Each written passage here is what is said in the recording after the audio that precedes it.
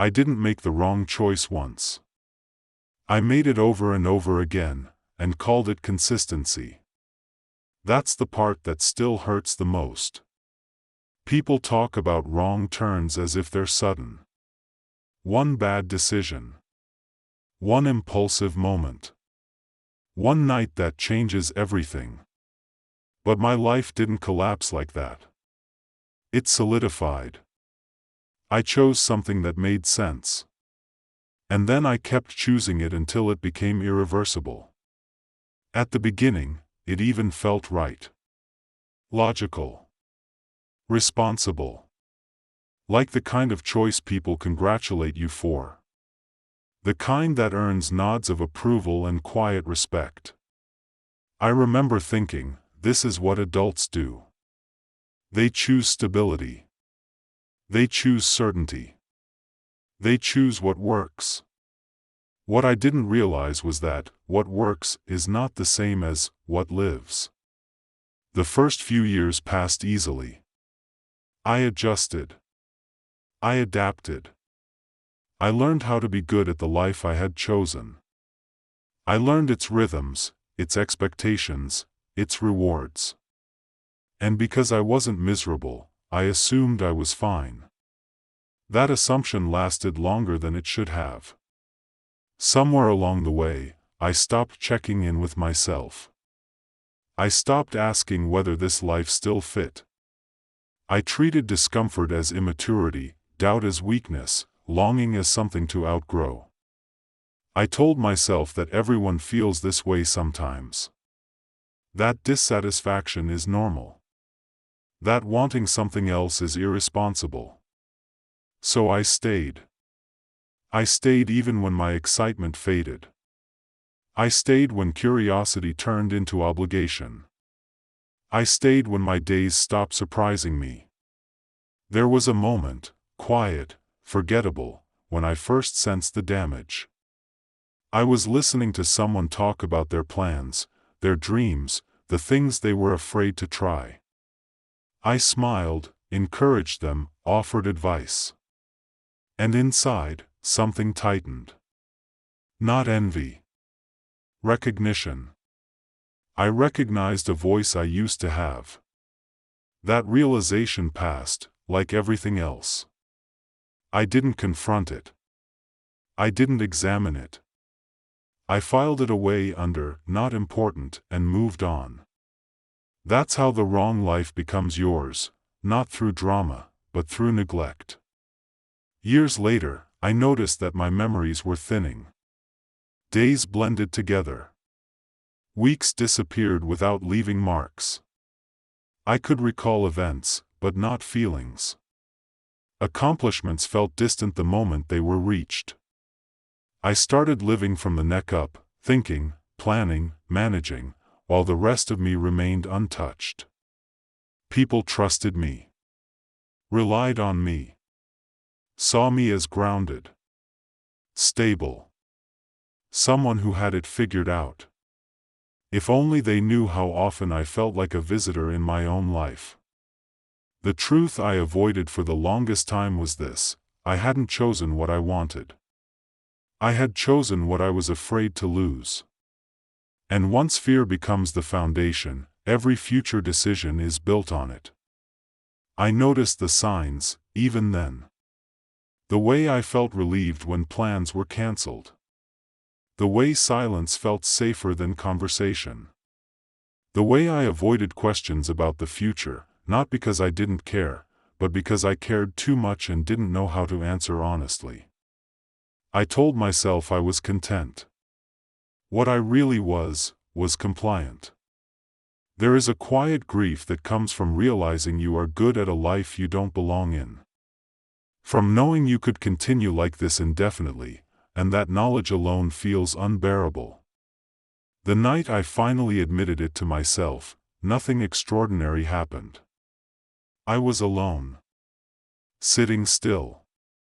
No music. No distractions. And the thought arrived fully formed, undeniable: I chose the wrong life. And now I'm maintaining it. That thought didn't panic me. It didn't break me. It settled. And once it did, I knew something had shifted permanently. Because the question was no longer whether I had made a mistake. The question was whether I would keep choosing it, now that I knew. After I admitted the truth, that I had chosen the wrong life, I expected everything to unravel. I expected panic, urgency, a sudden need to escape. What came instead was hesitation. Because once you name the wrong choice, you still have to live with its consequences. You still wake up inside it. You still perform it. And now you do so consciously, which is far more exhausting than ignorance ever was. I began to feel like a double agent in my own life. Outwardly, I played the role I had perfected.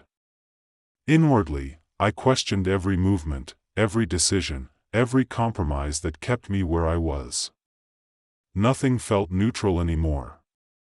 Even small tasks carried weight. Even harmless routines felt loaded with implication. I could feel the years pressing against me, not as nostalgia, but as pressure. A silent reminder that time does not pause while you deliberate. I started asking myself questions I had avoided for years. Who would I be if no one expected anything from me? What would I choose if I weren't afraid of disappointing people? How much of my identity was preference, and how much was adaptation? Those questions didn't come with answers. They came with discomfort. With grief. With the slow realization that some versions of my future had already closed their doors. That was the hardest part. People talk about second chances as if they restore everything you missed. They don't. Some opportunities don't wait. Some paths narrow quietly while you're busy being reasonable. I grieved those losses in private. The roads not taken. The selves that never developed. The risks I dismissed as unrealistic. And underneath that grief was anger, not at circumstances, not at others, but at myself. For mistaking safety for meaning. For allowing fear to masquerade as wisdom. I tried to negotiate with reality. Maybe I could adjust instead of leaving. Modify the wrong life instead of abandoning it. Find meaning inside the structure I had already built. I gave that idea an honest chance. I searched for fulfillment in small improvements. New habits. New routines. New perspectives. I told myself that transformation didn't require destruction. But no amount of rearranging changed the fundamental truth: this life was not built on my desire. It was built on my avoidance. And avoidance is a fragile foundation. The longer I stayed, the clearer it became that the cost was cumulative. Not dramatic, not immediate, but relentless. Every year I remained was a year I would have to explain to myself later. I started to feel time not as something passing, but as something judging. The people around me sensed the shift.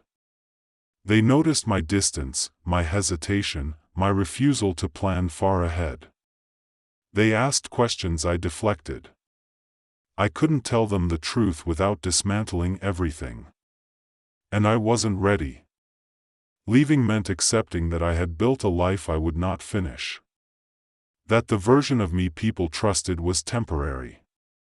That the investment, emotional, practical, social, would not pay off as expected.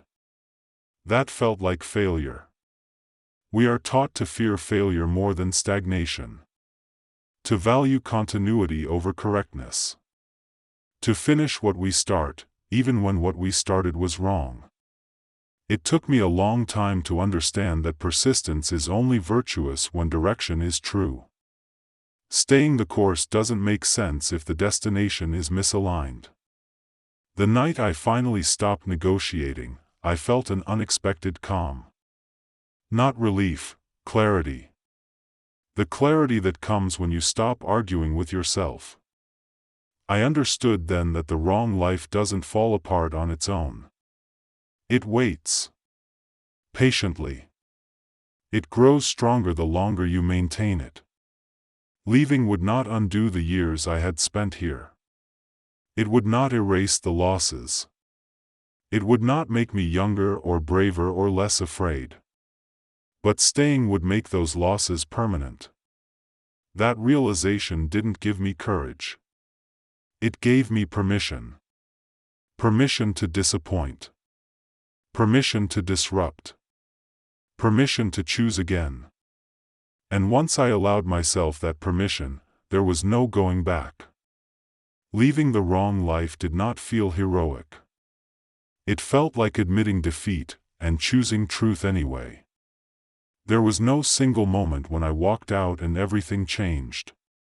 No cinematic exit. No clean break that separated before and after. What happened instead was quieter and far more unsettling. I stopped pretending that this life would eventually feel right. That was it. Once I stopped lying to myself, the structure I had built began to feel hollow. I could still function inside it, but I could no longer believe in it. And belief, I learned, is what keeps things alive. Without it, everything becomes mechanical. The first days after my decision were heavy. Not chaotic, heavy. I felt the weight of every year I had invested, every expectation I was about to break, every version of the future that would no longer exist. I mourned a life I had almost completed, even though it was never truly mine. That grief surprised me. I grieved not because I loved the life I was leaving, but because I had given it so much of myself. Time. Effort. Loyalty. Discipline. Walking away felt like abandoning a project that had consumed years of labor. But the deeper truth was unavoidable. Finishing the wrong life would have cost me everything else. Starting over did not restore what I had lost. It didn't bring back the years, the chances, the alternate selves I could have been. Second chances are not refunds. They are acknowledgments. An acknowledgment that you see clearly now, even if you saw too late. There were moments when I doubted myself deeply. Moments when I wondered if I had misinterpreted my dissatisfaction, if I had dramatized my inner conflict, if endurance might have been enough. But then I noticed the difference. I noticed that my thoughts no longer moved in circles. That my body felt lighter, even when my mind was uncertain. That silence felt spacious instead of suffocating. I wasn't happier. Not yet. But I was awake. And wakefulness, I learned, is uncomfortable at first. It exposes everything you've ignored. It removes the soft edges from your excuses. It forces you to face the question you can no longer postpone: what will you choose now, knowing what you know? I began rebuilding slowly. Not by chasing grand transformations, but by paying attention. To what energized me. To what drained me. To the difference between fear and intuition.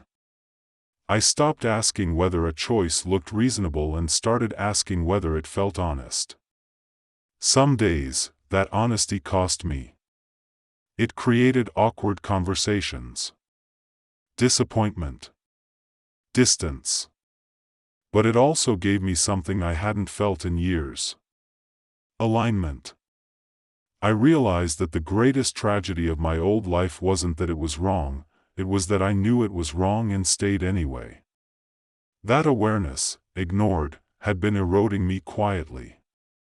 Leaving didn't erase regret. It clarified it. I regret waiting. I regret confusing fear with wisdom. I regret how long it took me to trust my own discomfort. But I do not regret choosing again. If you're listening to this and you feel that quiet dissonance, that sense that your life is coherent on paper but hollow inside, I want you to understand something crucial. You don't have to justify leaving a life that no longer fits. You don't have to prove that it's bad enough. You don't have to wait until it breaks you. Choosing again doesn't mean you failed. It means you noticed. I chose the wrong life, and I let it become mine for far too long. But the moment I stopped maintaining it, I reclaimed something essential. Not youth. Not certainty. Not guarantees. Agency. And even now, even without knowing exactly where I'm going, that agency makes every step feel real. Because a life chosen consciously, even late, even imperfectly, is still a life that belongs to you. And that, finally, is enough.